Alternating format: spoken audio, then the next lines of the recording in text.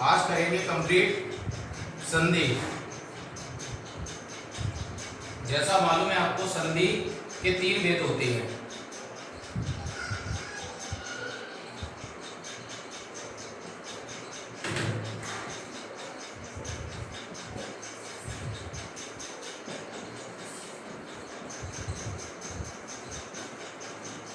पहला स्वर संधि,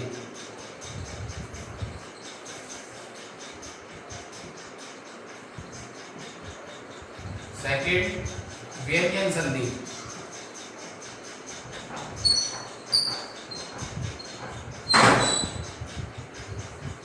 और थर्ड विसर्ग संधि।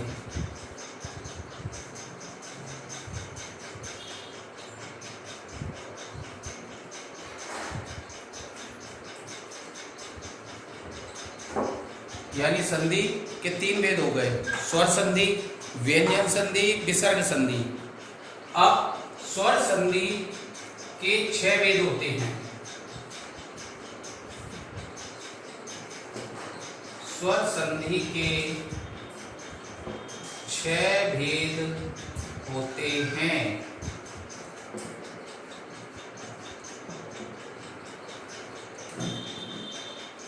स्वर यानी जो आपके इंग्लिश में वोवल्स होते हैं, ए ई आई ओ यू, उसी तरीके से इनमें आ से लेके आ तक के जो वर्ड रहते हैं आपके, वो आएंगे आपके स्वर संधि के अंतर्गत। अब स्वर के जो 6 भेद होते हैं, सबसे पहला है दीर्घ स्वर संधि।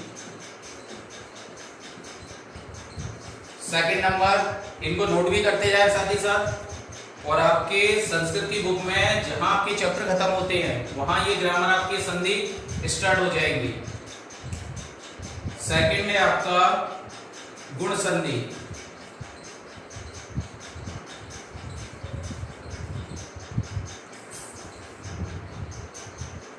तीसरे नंबर पे आता है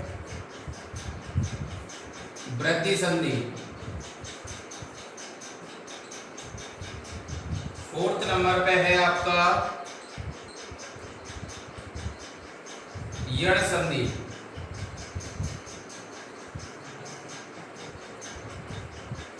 पांचवें नंबर पे आता है पूर्वरूप।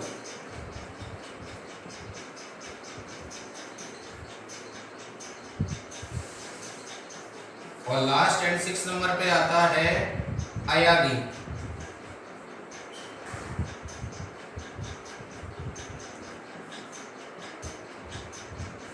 ठीक, ये स्वर संधि के भेद हो गए। यानी संधि के 3 भेद होते हैं, स्वर संधि, व्यंजन संधि, विसर्ग संधि।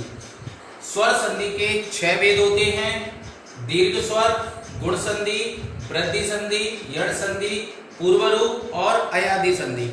अब सबसे पहले आते हैं पहला,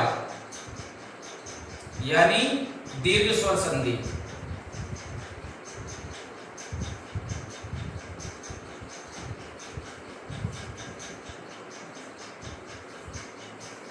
जैसा कि आपको नाम से ही मालूम पड़ रहा है, दीर्घ यानी कोई चीज बड़ी, जो बड़े पैमाने पर रहती है। जैसे वर्ड है आपका हिमालय। अब हिमालय पर्वत किससे भरा हुआ है? बर्फ से ढका हुआ है। यानी जब अपन इसका विग्रह करेंगे तो क्या होगा? हिम माने बर्फ प्लस आलय, यानी हिम प्लस आ। जो आ का उच्चारण आ रहा है वो विग्रह में आ जाएगा, यानी हिम प्लस आलय। हिम माने बर्फ, आलय मीन्स आवरण, यानी बर्फ का आवरण। उसी तरीके से दूसरा एग्जाम्पल है, जैसे विद्यालय।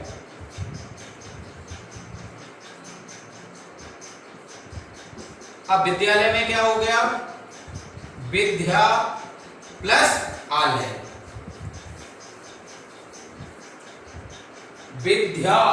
विद्या प्लस आलय, यानी विद्या अध्ययन करने का स्थान या जो भी जगह है।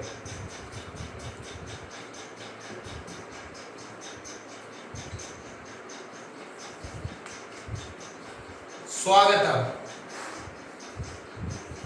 जहां भी कहीं वेलकम वगैरह लिखा रहता है स्वागतम, यानी सु प्लस आगतम, यानी आने वालों का शुभ। अब स्वागतम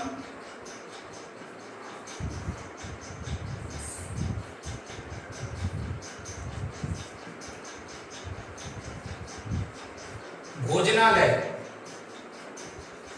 अब भोजनालय जहां भी होते हैं वहां एक व्यक्ति का तो नहीं है, ढेर सारे, यानी 3 पैमाने पे, यानी भोजन प्लस आलय। क्लियर हो गया? ये आपका दीर्घ स्वर संधि। अब सेकंड नंबर पे आता है आपका गुण संधि।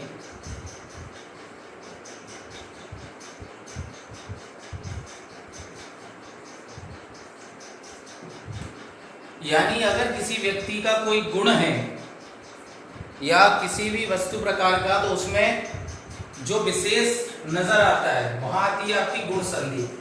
गुण संधि के अंतर्गत ज्यादातर आपके नाम, जैसे नरेंद्र,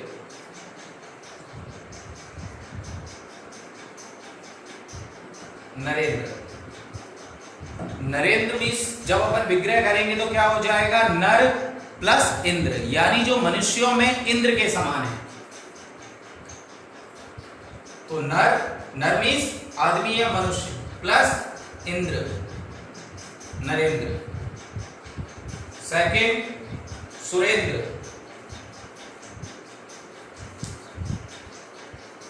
यानी सुर प्लस इंद्र।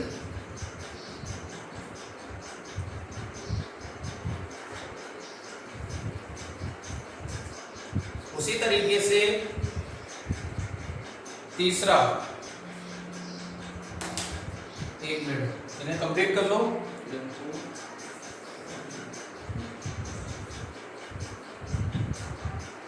साथ ही साथ इनको उतारते भी चलो और फेयर कॉपी में कंप्लीट कर लेना इनको।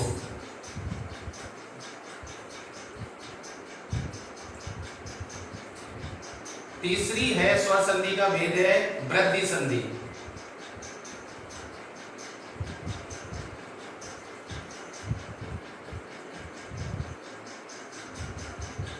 वृद्धि, वृद्धि मतलब किसी चीज में गति होना, वृद्धि करना, बढ़ना।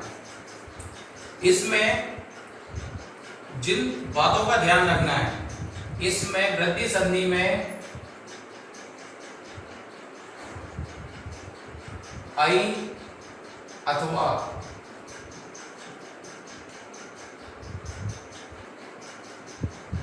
औ की मात्रा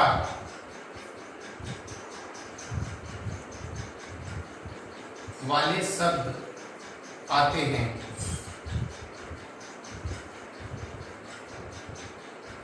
जैसे एग्जाम्पल के तौर पर सदैव,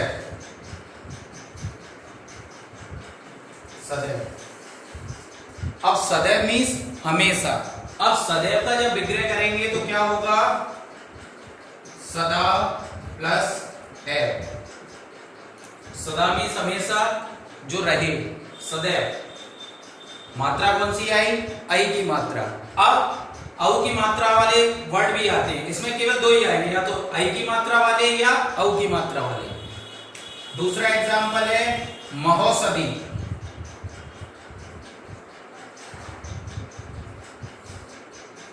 महोषधि।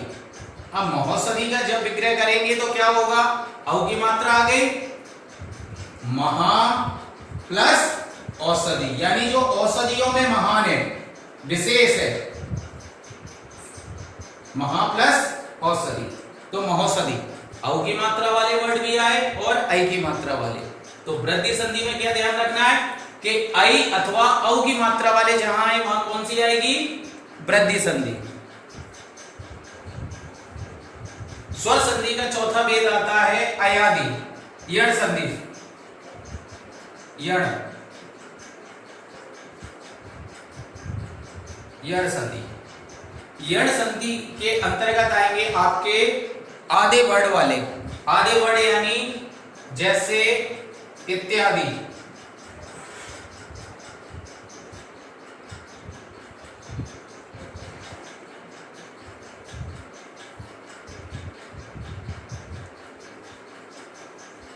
अत्याचार। अब इत्यादि का क्या होगा? इति, धन, आदि, इत्यादि। जो भी वर्ड प्रथम वर्ड के बाद आपको आधा दिखाई दे रहा है उसे पूरा कन्वर्ट करो, ता बनाओ, उस पे लगाओ छोटी की मात्रा, और बाद का वर्ड जो भी आता है आधे वर्ड के बाद वो अ में कन्वर्ट हो जाएगा। जैसे इति प्लस यादि का क्या बन गया? आदि। अब अत्याचार। अत्याचार जब किसी बात की अति हो जाए तो वो क्या बन जाता है? अत्याचार। अत्याचार का विग्रह क्या होगा? अति, मैंने क्या किया, जो आधा वर्ड है उसकी जगह पूरा वर्ड था और छोटी की मात्रा अति प्लस, अब या किस में कन्वर्ट हो जाएगा? आ में, यानी अति प्लस आचार, ये बन गया आपका अत्याचार।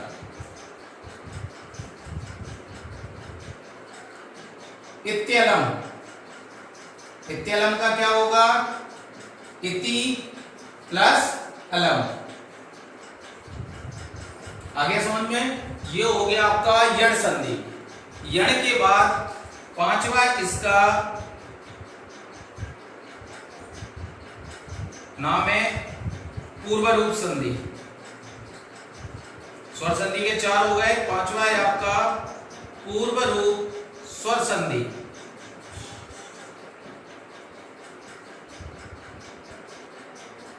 पूर्व रूप स्वर संधि के अंतर्गत ये ऐसा वर्ड दिखाई देगा।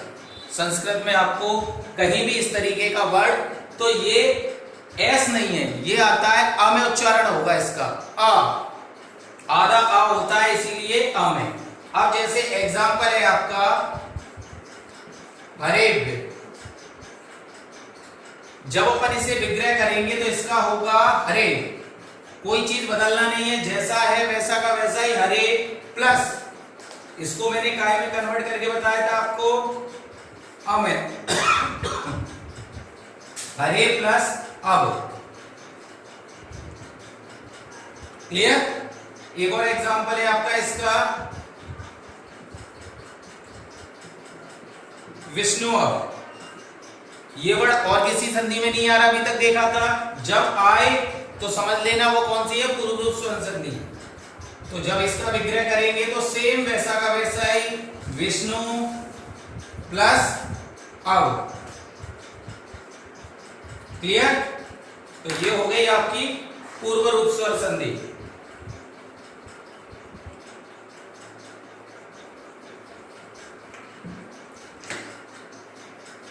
अब बची स्वर संधि का आखिरी वेद, यानी 6 नंबर पे आता है आपका अयादि संधि। अयादि। अयादि संधि के अंतर्गत आएंगे आपके बिना मात्रा वाले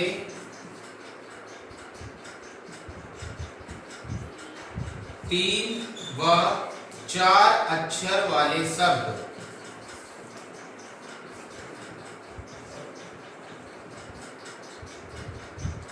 या आ की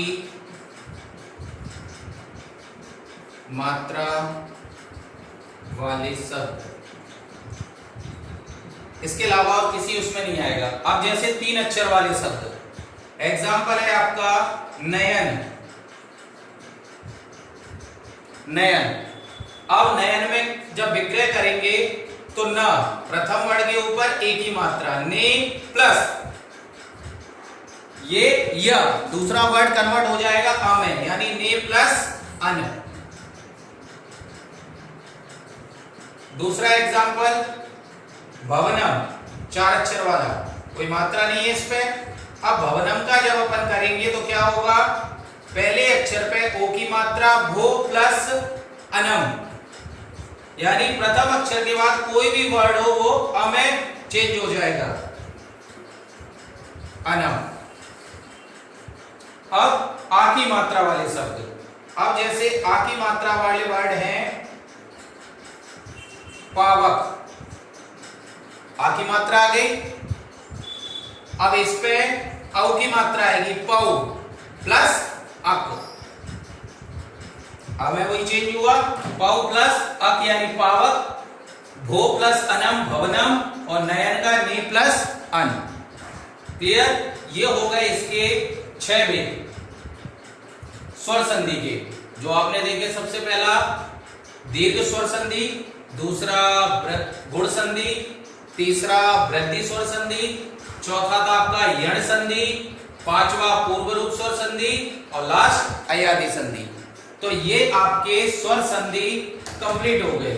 स्वर संधि के बाद दूसरी संधि आएगी व्यंजन संधि। सेकंड नंबर पे आती है आपकी व्यंजन। स्वर संधि के 6 भेद हो गए, 6 कंप्लीट हो गए। व्यंजन संधि, व्यंजन संधि हो गए यानी आपके कंसोनेंट्स।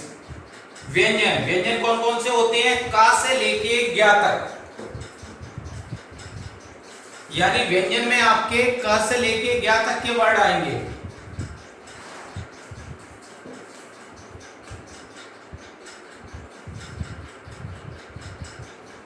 एग्जाम्पल है जगन्नाथ।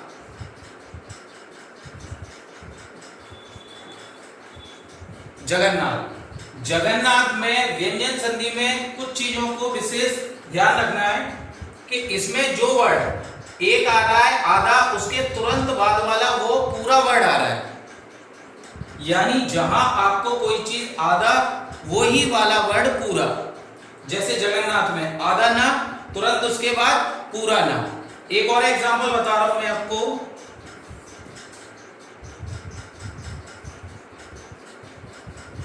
उल्लास, इसमें देखिए आधा ला पूरा ला। एक और एग्जांपल बता रहा हूं, तल्लीन, आधा ला और पूरा ला।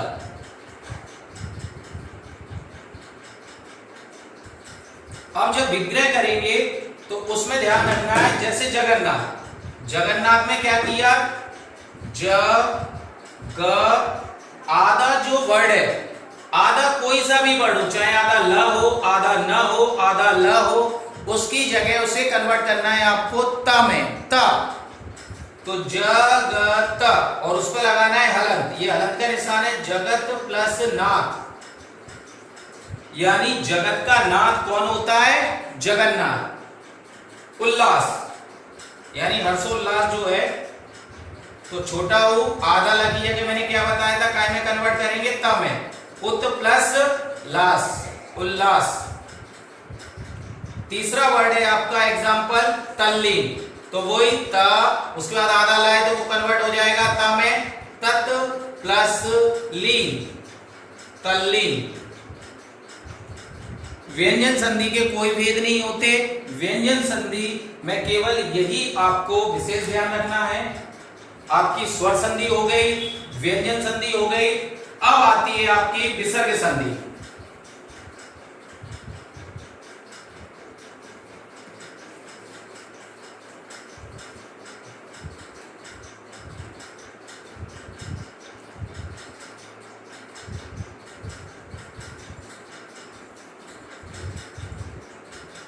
विसर्ग संधि, विसर्ग संधि का ये है आपका साइन, ये विसर्ग। विसर्ग संधि के अंतर्गत आपको 3 चीजों का ध्यान रखना है। विसर्ग संधि के अंतर्गत जैसे एक एग्जांपल है आपका मनोहर। मनोहर अगर विसर्ग लगेगा तो उच्चारण में बोलेंगे मनोहरः।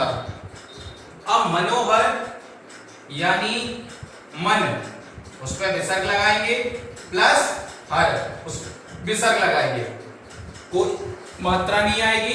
जहां ओ की मात्रा नजर आए वहां मनः प्लस हरः, मनोहर। जैसे दूसरा एग्जांपल बता रहा हूं इसका, मनोरथ। मनोरथ जब इसको विग्रह करेंगे तो क्या हो जाएगा? ओ की मात्रा आ रही है, यानी मनः प्लस रतः, हमारे मन के अंदर के भाव, मनोरथ। दूसरा इसका एग्जांपल है जो दूसरे तरीके से जैसे नमस्ते, अगर किसी संधि में आधा सा आ रहा है, चाहे वो सीटी वाला हो, सपेरे वाला हो या सलगम वाला हो, उसमें आपको ध्यान रखना है न म, उसके तुरंत बाद विसर्ग आधा सा हट जाएगा, नहीं आएगा, प्लस ते, उसके बाद जो अगला वर्ड है वो सेम आ जाएगा। एक और एग्जांपल बता रहा हूं इसका, रामश्चलति। ठीक है, अब ये देखो जरा, अंत में ता आ रहा है, इस तरह सपेरा वाला सा था, इधर सीटी वाला, पूरा सा नहीं आएगा। अगर विसर्ग संधि है तो आधा सा जहां नजर आए केवल उसी पे ध्यान रखना है।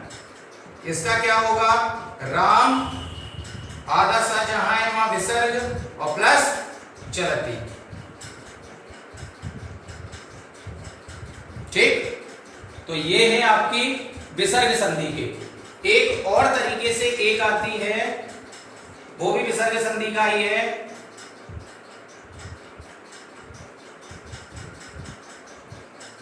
जैसे सूर्य उदेति, इसमें कोई हलंत नहीं, कोई नहीं, बस बीच में आपके में स्पेस नजर आएगा, ऐसे लगेगा वर्ड दो हैं।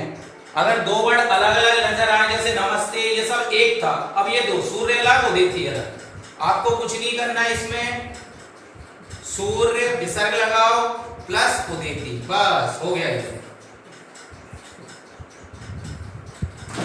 ये है आपके विसर्ग संधि में जो तीन तरीके से आपको इनको पहचानना है। पहले में अगर ऊ की मात्रा आती है तो दोनों तरफ मात्राएं नहीं आएंगी, विसर्ग आएगा, मना प्लस हरः, मना प्लस रतः। दूसरे में अगर कोई भी बीच में सा आता है, चाहे सीटी वाला है, षटकोण वाला है, सपेरे वाला, तो वो सा की जगह लगेगा विसर्ग। नम, नमः, आधा सा की जगह प्लस ते, यानी नमस्ते का हुआ नमः प्लस ते। रामश्चलति यानी रामः प्लस चलति। एक है सूर्य उदेति, यानी सूर्य अलग है, उदेति वर्ड अलग है। अगर दो वर्ड अलग अलग नजर आए तो समझ लेना विसर्ग संधि है, सूर्य प्लस उदेति, यानी बीच में आ जाएगा विसर्ग, सूर्य प्लस उदेति। क्लियर? अब इसी के साथ आपकी ये संधि कंप्लीट हो गए। अगले उसमें क्लास में अपन अटेंड करेंगे समास परिचय।